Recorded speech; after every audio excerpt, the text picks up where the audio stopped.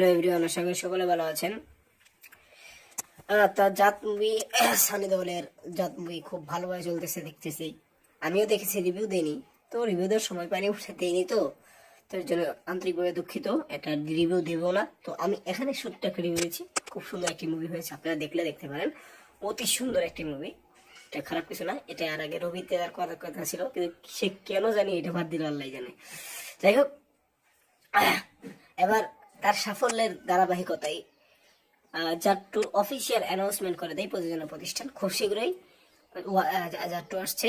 তিনি অন্য কোনো সানি দেওল অন্য কোনো ই করবে না, ডাইরেক্ট জাট্টুতে ই করবো।